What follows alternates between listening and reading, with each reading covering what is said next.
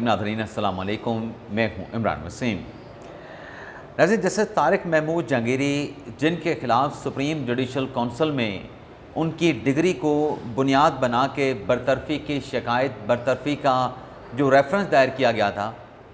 आप जानते हैं कि सुप्रीम जुडिशल कौंसिल का जो इजलास है वो 18 अक्टूबर को बुला लिया गया है। लेकिन डेवलपमेंट ये हुई है कि सुप्रीम जुडिशल कौंसिल के ऊपर एक बड़ी अदालत लग गई है। कानून के मुताबिक, आइन के मुताबिक किसी जज के ख़िलाफ़ कोई कंप्लेंट है तो उसका फ़ैसला सुप्रीम जुडिशल कौंसिल करेगी। लेकिन जुडिशल कौंसिल के ऊपर कौन सी अदालत लगी है, इस खबर की डिटेल प्रोग्राम में आपके साथ हम शेयर करने जा रहे हैं। लेकिन अपनी इस बड़ी खबर से, प्रोग्राम का आगाज़ करने से पहले, जो पाकिस्तान तहरीक इंसाफ से जुड़ा एक अहम मामला है, एक बड़ी खबर है, उस खबर से अपने व्लॉग का आगाज़ करेंगे और आप देखने वालों को ये बताएंगे कि पाकिस्तान तहरीक इंसाफ चोर रास्ते से क्यों भाग निकली, ये मामला क्या है। इसके अलावा कुछ और भी अहम खबरें हैं, उनकी तफसीलात पर भी प्रोग्राम के आखिर में जाके जो डिटेल्स हैं वो आप नाज़रीन के साथ हम शेयर करेंगे। लेकिन प्रोग्राम का आगाज़ करने से पहले आपसे दरख्वास्त के चैनल को सब्सक्राइब कर लें, बेल आइकॉन का बटन प्रेस करें, वीडियो पसंद आए तो इसे लाइक और शेयर ज़रूर कीजिएगा। नाज़रीन, पाकिस्तान तहरीक इंसाफ का 26 नवंबर का एहतजाज, 26 नवंबर के एहतजाज में जो डी चौक पे वहाँ पर पीटीआई के मुजाहिरीन को जब डिस्पर्स किया गया और पीटीआई के मुजाहिरीन डी चौक से जिन्ना एवेन्यू से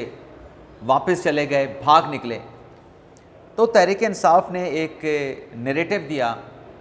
तहरीक इंसाफ की तरफ से इल्ज़ामात लगाए गए कि उनके मुजाहिरीन को डिस्पर्स करने के लिए उन पे गोलियां चलाई गई हैं। तहरीक इंसाफ ने इल्ज़ाम लगाया कि उनके जो कारकुनान हैं, जो सपोर्टर हैं, उनको मारा गया है, सीधी गोलियां मारी गई हैं, जानों से मारने के साथ उनके कारकुनान ज़ख्मी भी हुए हैं। अब इस मामले को लेके, इस दावे या इन इल्ज़ामात को लेके तहरीक इंसाफ के जो चेयरमैन हैं बैरिस्टर गौहर अली खान साहब, उनकी तरफ से वज़ीर आज़म पाकिस्तान शहबाज शरीफ, वज़ीर दाखिला मोहसिन नकवी, वज़ीर कानून आज़म नज़ीर तारड़, वज़ीर इत्तलात व नशरियात अता तारड़ और मरीम नवाज़ के ख़िलाफ़ एक कंप्लेंट फ़ाइल की गई इस्लामाबाद की अदालत में कि इनके ख़िलाफ़ कार्रवाई की जाए, ये हमारे मुल्ज़मान हैं।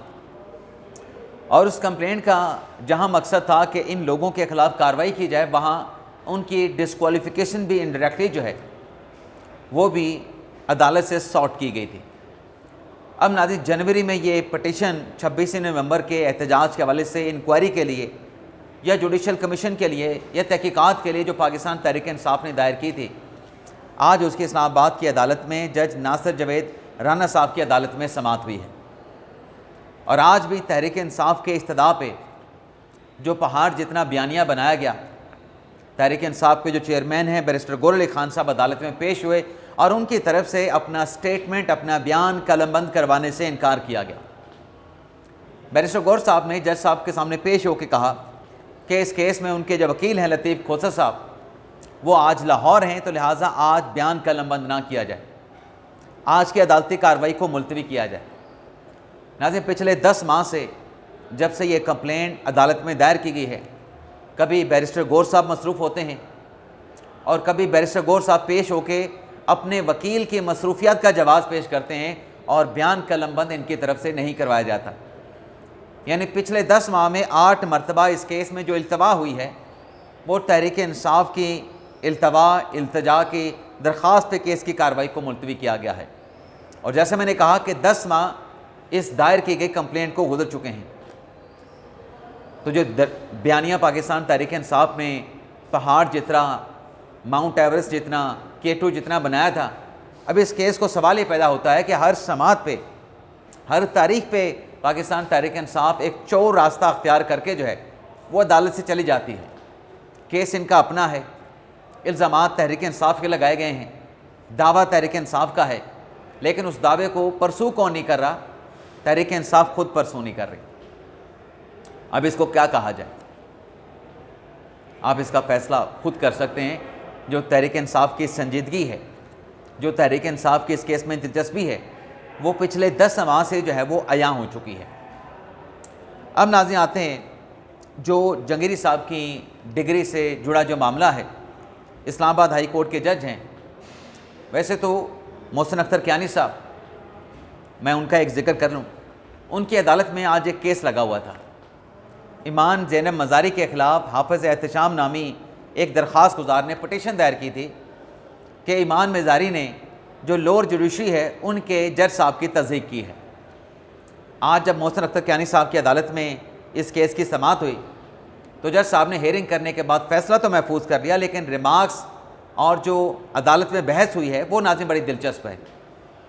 हाफ़िज़ एहतशाम ने कहा कि ईमान मज़ारी ने लोकल जुडिशरी के जो जज हैं उनकी तस्दीक की है और एक तासुर दिया गया है कि अदलिया में तकसीम मौजूद है। यानी जज की तस्दीक के साथ साथ ईमान ज़ैनब मज़ारी ने अदलिया में तकसीम का तासुर देने की भी कोशिश की है। उस पर मोहसिन अख्तर कियानी साहब ने हाफ़िज़ एहतशाम से पूछा, क्योंकि वो ख़ुद पेश हो रहे थे, वकील उन्होंने नहीं किया, कि कौन से जजेस की जो है वो तकसीम के हवाले से बात की गई है। हाफ़िज़ एहतशाम साहब ने कहा कि उन 5 जजों में आप भी शामिल हैं। यानी हाफ़िज़ एहतशाम साहब ने इस्लामाबाद हाई कोर्ट के ख़त लिखने वाले 5 जजेस का जिक्र किया। जब ये बात हाफ़िज़ एहतशाम साहब ने कमरा अदालत में की तो जस्टिस मोहसिन अख्तर कियानी साहब बरहम हो गए और उनको रोक दिया हाफ़िज़ एहतशाम को कि ख़बरदार इससे आगे एक लफ्ज़ मत बोलना। और फिर जज साहब ने कहा, मोहसिन अख्तर कियानी साहब ने कहा कि इस्लामाबाद हाई कोर्ट में कोई तकसीम नहीं और हम अपनी हाई कोर्ट में किसी भी किस्म की तकसीम जो है वो नहीं होने देंगे। अब नाजरीन, मोहसिन अख्तर कियानी साहब बेशक कमरा अदालत में बैठ के कह रहे हैं कि इस्लामाबाद हाई कोर्ट में कोई तकसीम नहीं। जब इस्लामाबाद हाई कोर्ट के 5 जजेस ने ख़त लिख दिया, ख़त के बाद अपने हाई कोर्ट के जजेस के ख़िलाफ़ पटिशन दायर कर दी और फिर अपने हाई कोर्ट के चीफ जस्टिस के इक़दाम के ख़िलाफ़ सुप्रीम कोर्ट में आईनी दरख्वास्तें भी दायर कर दी गईं। और ये बातें भी किसी से ढकी छुपी नहीं कि इस्लामाबाद हाई कोर्ट में जब सुबह अदालतें लगती हैं और अदालतों में मुख्तलिफ़ मुकदमात की समाअत के बाद जो पहला ब्रेक होता है उसमें 6 जज साहबान अलग बैठते हैं, 5 जज साहबान अलग बैठते हैं। और जो जज साहबान के खतूत हैं इस्लामाबाद हाई कोर्ट के, वो यही भी डिपिक्ट करते हैं कि इस्लामाबाद हाई कोर्ट में इख्तलाफात मौजूद हैं और बड़े शदीद इख्तलाफात मौजूद हैं। लेकिन मोहसिन अख्तर कियानी साहब कह रहे थे कि कोई इख्तलाफात नहीं। लेकिन बहरहाल इस केस का फ़ैसला तो तौहीन अदालत की दरख्वास्त पे मोहसिन अख्तर कियानी साहब ने महफूज कर लिया। लेकिन आज एक और भी मुकदमा है और वह मुकदमा जुड़ा है जैसे तारिक महमूद जंगीरी साहब की डिग्री से। मोहसिन अख्तर कियानी साहब मुकदमा सुन रहे थे एक प्लॉट के जाली दस्तावेज़ात बनाने का। उसमें जब दरख्वास्त गुजार के वकील ने कहा गया कि मेरे क्लाइंट का प्लॉट है लेकिन उसके प्लॉट से मुतल्लिक जाली डॉक्यूमेंट्स बना लिए गए हैं, तो जज साहब ने क्या रिमार्क्स दिए जज साहब ने, मोहसिन अख्तर कियानी साहब ने, कि आप एक प्लॉट की बात कर रहे हैं, एक प्लॉट के जाली डॉक्यूमेंट्स की बात कर रहे हैं, यहाँ पर तो कानून की डिग्री 39 साल के बाद जाली निकाल ली जाती है। अब नाज़रीन, ज़ाहिर सी बात है कि मोहसिन अख्तर कियानी साहब की जो रिमार्क्स हैं ये जस्टिस तारिक महमूद जंगीरी साहब की डिग्री के हवाले से हैं और जो जज साहब के कियानी साहब के रिमार्क्स हैं उन रिमार्क्स में वो ये कह रहे हैं, या उस रिमार्क्स का मतलब ये है आसान अल्फाज में, आसान उर्दू में, कि जैसे तारिक महमूद जंगीरी साहब की डिग्री असली है, जैसे तारिक महमूद साहब की डिग्री जाली नहीं है, लेकिन 39 साल के बाद उनकी डिग्री को जाली करके निकाल लिया गया। अब नाज़रीन, जज साहब के रिमार्क्स अपनी जगह पे।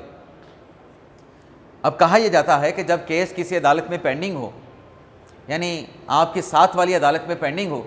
तो आपको उस केस के हवाले से रिमार्क्स नहीं देने चाहिए। ये एक तयशुदा या यूँ कह लें कि एक मुसलमा असूल है और जज साहबान ये कहते भी हैं केसेस में कि वो केस हाई कोर्ट में पेंडिंग है, वो केस सुप्रीम कोर्ट में पेंडिंग है, हम उस पर कोई रिमार्क्स नहीं देंगे क्योंकि हमारे रिमार्क्स से वो केस उस पर हमारे रिमार्क्स उस केस पे असरअंदाज हो सकते हैं। अब जो जंगीरी साहब का केस है, वैसे तो सिंध हाई कोर्ट में भी पेंडिंग पड़ा है। जंगीरी साहब ने डिग्री मनसूख करने का जो फैसला है कराची यूनिवर्सिटी का, उसे सिंध हाई कोर्ट में चैलेंज कर दिया, जिस पर कल सिंध हाई कोर्ट अदालत लगाएगी।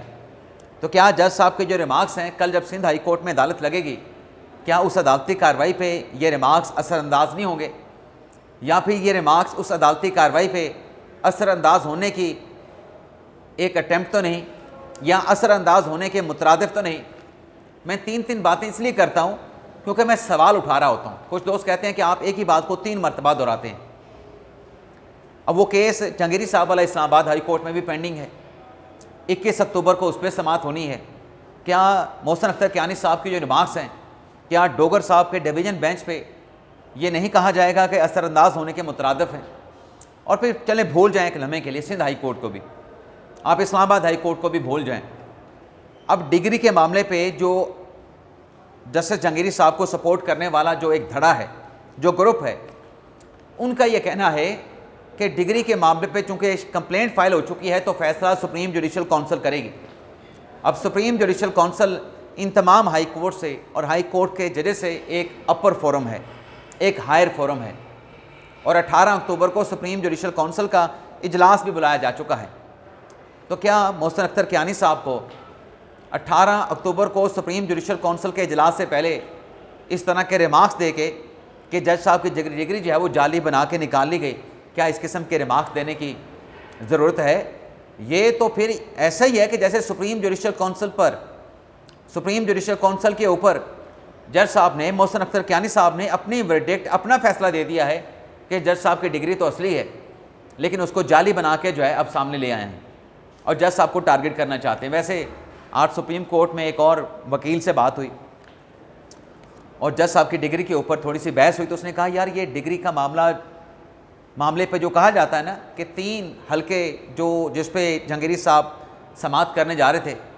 उन इस्लामाबाद के 3 हल्कों की वजह से जज साहब को टारगेट किया जा रहा है। उन वकील साहब ने कहा कि मेरी नाक़िस मालूमात के मुताबिक, मेरे नाक़िस जो यादाश्त हैं उनके मुताबिक, जब जहांगीरी साहब एडवोकेट जनरल इस्लामाबाद बने थे तब भी उनकी डिग्री के ख़िलाफ़ मुतलका फोरम पे, क्योंकि एडवोकेट जनरल के ख़िलाफ़, जब आप एडवोकेट जनरल के ओहदे पे होते हैं फिर आपके ख़िलाफ़ शिकायत जो है सुप्रीम जुडिशल काउंसिल नहीं जाती, ग़ालिबन वो वकला के पाकिस्तान बार काउंसिल में या इस्लामाबाद बार काउंसिल में वहाँ पे जाएगी। लेकिन वो वकील साहब ये कह रहे थे कि ये डिग्री का मामला तो इनका उस वक्त भी उठा था।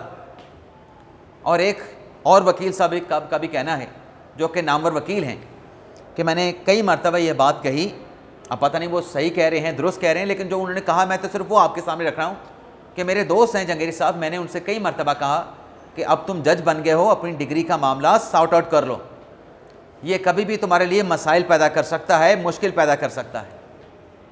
अब ये बात मैं नहीं कर रहा, ये वकला के दरमियान बातें होती हैं कि जहांगीरी साहब की जो डिग्री का मामला है वो कोई नया नहीं है कि जब उन्होंने ट्रिब्यूनल के तौर पे वो 3 हल्कों का मामला खोलने की बात की, एफिडेविट की बात की, फॉर्म 45 की बात की, फिर उन्होंने उनके ख़िलाफ़ ये सारी चीज़ें निकाली हैं। तो ये मामलात वकला के मुताबिक, उनके दावों के मुताबिक बहुत पुराने हैं। अब दावा करने वाले तो ये भी कहते हैं कि जहांगीरी साहब को ये पेशकश की गई कि आप जो हैं अपना ट्रांसफ़र लाहौर हाई कोर्ट में करवा लें और पिंडी बेंच में बैठ के आराम से जज के तौर पे अपनी ज़िंदगी गुजारें, वहाँ पे मुकदमात की समाअत करें। तो जहांगीरी साहब ने ये पेशकश भी ठुकरा दी। जहांगीरी साहब बताएं ना कि ये ऑफ़र उनको किसने की थी, ये बताना चाहिए। जो ये लोग दावा कर रहे हैं कि उनको इस्लामाबाद हाई कोर्ट से लाहौर हाई कोर्ट में ट्रांसफ़र होने की बात की गई, और फिर ये भी एक दावा किया गया कि जहांगीरी साहब को chief justice Islamabad high court बनने की ऑफ़र भी की गई कि आप ये सारी चीज़ें छोड़ें, ये ट्रिब्यूनल वाले केसेस छोड़ें, फॉर्म 45, 47 को छोड़ें, आपको इस्लामाबाद हाई कोर्ट का चीफ जस्टिस बनाते हैं। तो दावा किया गया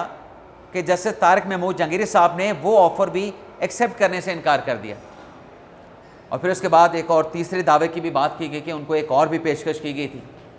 अब वो पेशकश मेरे जहन में नहीं आ रही, मोबाइल में है, चलें मैं आपके सामने वो निकाल के उसको याद करने की कोशिश करता हूँ, निकाल के आपको बताने की कोशिश करता हूँ। तो ये जो दावे बताए जा रहे हैं कि बड़ी बड़ी पेशकश की गई जनाब अपने तारिक महमूद जहांगीरी साहब को, तो बताएं ना कि वो ऑफ़र लाने वाले कौन थे। जो इमरान खान साहब ने पिछले दिनों ये कहा ना कि मुझे डील की ऑफ़र की गई, मेरे पास लोग डील लेके आए, उस पर मोहसिन अख्तर कियानी साहब ने कहा था कि खान साहब एक बंदा बता दें जो उनके पास हमारी तरफ से डील की ऑफ़र लेके गया था। खान साहब ने फिर उस बंदे का नाम नहीं बताया। अब इसमें मैंने जो चीज़ निकाली उसमें एक तो यह है कि तबादला करवा लें, दूसरा यह है कि चीफ जस्टिस बन जाएं। तो बात यह है कि चलें ये 2 ऑफ़र ही हैं, तीसरी वहाँ पे मैंने नहीं लिखी। तो तारिक महमूद जहांगीरी साहब बताए ना कि ये ऑफ़र करने वाले उनको कौन लोग थे, उसको कटहरे में लेके आए, सिंध हाई कोर्ट में उसको फरीक बनाते, जो कराची यूनिवर्सिटी को के फैसले को उन्होंने चैलेंज किया अपनी डिग्री से मुतलिक, वहाँ पे उसको फरीक बना लेते, उनका केस और स्ट्रॉन्ग हो जाता। और फिर एक और सवाल भी है, अब तो सुप्रीम जुडिशल काउंसिल के कोड ऑफ कंडक्ट में तरमीम कर दी गई है। 1 साल से ये चीज़ें चलती रहीं जज साहब की डिग्री के हवाले से, तो सुप्रीम जुडिशल काउंसिल ने जो उनको प्रेस कॉन्फ्रेंस करने का, एक मीडिया स्टेटमेंट जारी करने का अख्तियार दिया था, 1 साल तक तारिक महमूद जहांगीरी साहब क्यों खामोश बैठे रहे अपनी डिग्री के मामले पे, जब काउंसिल का कोड ऑफ कंडक्ट उनको ये इजाज़त देता है कि अगर किसी जज पे इल्ज़ाम लगे वो अपनी वजाहत, अपनी सफाई, अपना मौक़िफ़ दे सकता है, तो जहांगीरी साहब ने तो वो कोड ऑफ कंडक्ट का की जो एक सहूलत है उससे फ़ायदा भी नहीं उठाया। तो ये नाज़रीन आप देखें